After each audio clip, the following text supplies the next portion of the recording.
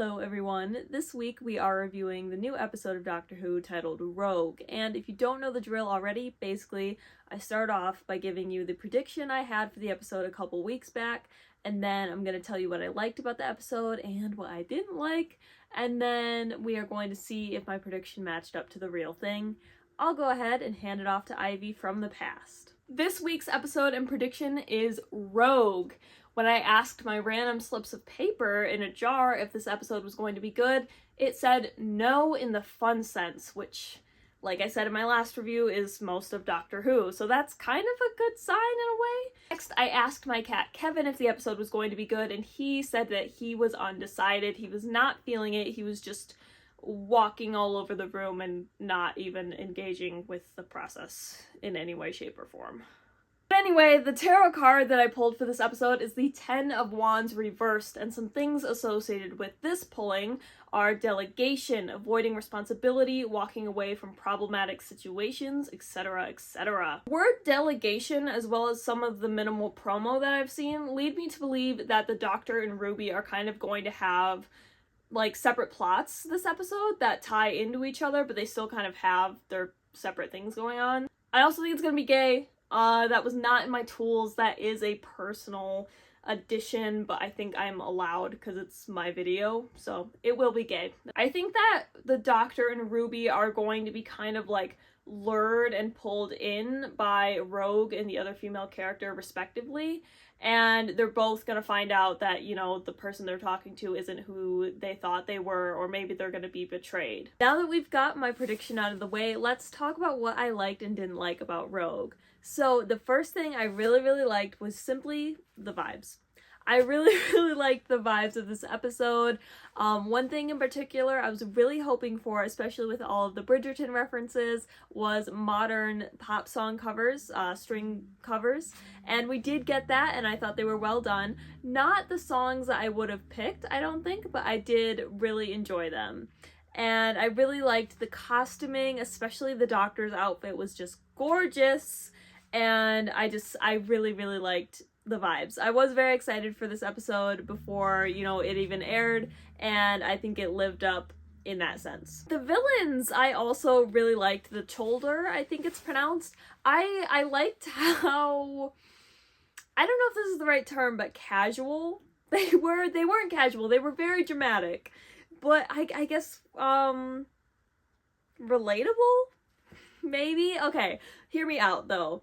Taking out the world for power or for money is out. Okay, taking over the world and killing people, etc., for the sake of LARPing is in. Like, I get it. For legal reasons, that is a joke. But I mean more in the sense of, like, I just thought that their motivations were very interesting and very fun in a way. And I kind of liked how it tied into the Regency era in general, because it is, you know, like Bridgerton is very popular right now. When people think about, you know, the past and romanticism, they often think about the Regency era, and so I liked how their motivations kind of tied into that popular feeling that a lot of people have of romanticizing that era and its aesthetics. And I like the fact that they were like, yeah, we're gonna go back in time and just LARP the Regency era. Like, I just loved that motivation. Their bird forms I really liked as well. I would love to be one. I thought the makeup was really good there, and I like how each of them looked different, like how a lot of different, you know, species, subspecies of birds look in the wild. I thought it was very creative. Plot with the villains I thought was alright. I didn't think there was much too special going on there, but I didn't mind it because it felt so much just like a classic, fun Doctor Who romp. The Doctor and Rogue, of course, are the main part of the plot here. I will admit, okay, it did take me a minute to get into this pairing. I don't know if it's just the way that I experience love and that sort of stuff, or maybe I don't fully appreciate the gruffness of it all, but I thought things moved way too fast here. And again, maybe it's just me. I know there's a lot of gay people who were like, this is so me, I feel seen. But for me, it moved so fast that I felt a little bit taken aback and honestly a little bit put off by the pairing for a minute. They did get to me eventually. I think they started to get to me when they were kind of having their little standoff, and I thought the scene with the Kylie song was kind of fun and kind of silly. I think the part where it finally got to me was the scene where they danced. It sort of paralleled Pride and Prejudice 2005 with the way the room sort of disappeared around them. But also one of my favorite scenes in the episode was when they were pretending and giving this dramatic performance of, oh, we can't marry each other. Like, I thought they were playing off of each other quite well. Now that I've sat with it, done a rewatch, I do like it a lot more. I think, Ncuti Gatwa and Jonathan Groff do an amazing job. They have amazing chemistry together. I think they played off of each other really well. And the characters, I think, have a really interesting dynamic, and they're parallel in losing people and sort of leading the same lifestyles, but not quite knowing if they're going to be able to intersect. But they have this curiosity of, ooh, you're like me and I find you attractive, you find me attractive, we should do something about that. I liked it, but on first watch, because it moved so fast, it was a little bit jarring. So I don't know. I'm just curious to see if other people felt similarly, I suppose. Problem to me outside of Doctor and Rogue moving a bit too fast is when the plot moves away from them and moves towards Ruby, who sort of has her own thing going on, which I don't know, there's not a lot going on in Ruby's subplot to keep me hooked, and maybe it is because we have gayness going on the other end, and it's kind of like, okay, it's Pride Month, I want to see the gays, bring me back to the gays. But I don't know, I don't think it's just that. I think there wasn't a whole lot going on in Ruby's plot to really keep me intrigued. And one of the things I actually miss about this season is a lot of the filler. So I guess that does feel a little hypocritical for me to like look at the Ruby filler stuff and be like, oh, that doesn't feel interesting. I don't like that as much. But I think I would appreciate it a lot more if it wasn't yet another instance of the Doctor and Ruby being split up. And this is less to do with the episode specifically, more with the season as a whole. I feel like we have not seen nearly enough of these two together, or at the very least, we definitely haven't put in the work to see them become such good friends. Like the episode the Doctor says, Ruby's my best friend. And we see, once again, her life is in danger and the Doctor's not willing to sacrifice her, and it's very emotional. And it's like, I get that. And I can connect to those moments in some way. But I feel just this, like, empty bit of space in between them that hasn't quite closed for me, because I haven't seen them grow as characters or grow together as friends.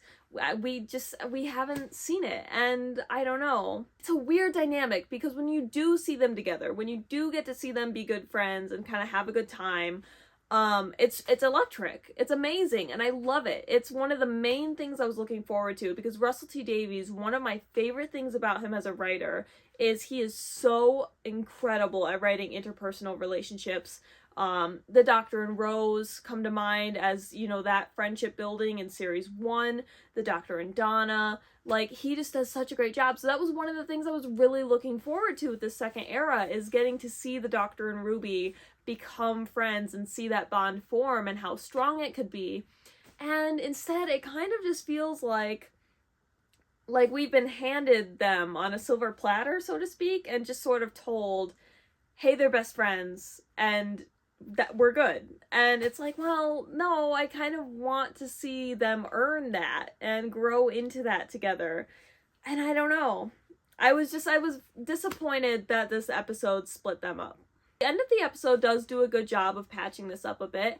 I really liked the end with Ruby comforting the Doctor after he loses Rogue, which, by the way, we better see Rogue come back.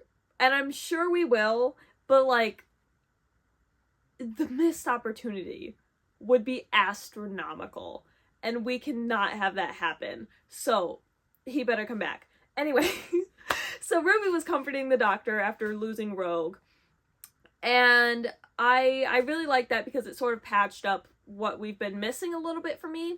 I really liked how the doctor sort of started to emotionally regress and just sort of be like, I'm good, let's move on. And Ruby was like, no, no, no, you're gonna sit down, and sort of brought him back into comfort. And I thought that was really, really nice. I thought the end of the episode was quite beautiful. And again, I wish we had more of that with them. Overall, Rogue was a win for me. I really thought that this episode was well done.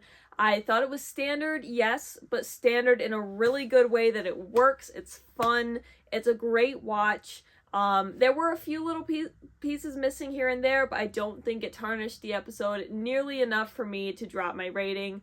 I very much enjoyed it. And yeah, in terms of my prediction, Kevin, of course, was undecided, so we can't include that this week. The piece of paper, I don't think that was accurate, but my tarot card, okay,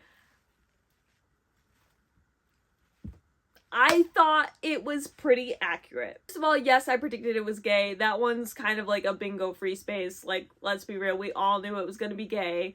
But I just want to point out my accuracy on predicting that the Doctor and Ruby would be split up. Obviously, at the time, I didn't know that this would happen as frequently, but I did predict that quite right, that they would both have their own separate things going on that were interlinked, and then sort of meet back up together at the end. The third one, okay, was technically right. When I predicted that the Doctor and Ruby would be talking to their respective people and sort of be betrayed and find out that they weren't who they thought they were, it wasn't, I wouldn't say that's accurate towards the Doctor and Rogue, but I do get a half point because it was accurate for Ruby because the lady turned out to be a Cholder.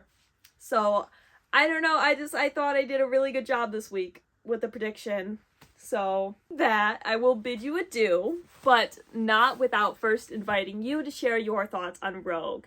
And before you go, if you would like to join me for the final 2 episodes of this season, you can subscribe to my channel, or you can also like the video, leave a comment, whatever you want to do. Whatever you wish to do. I hope you're staying safe, happy, and healthy. I hope you're having a great day, night, whatever time it is for you.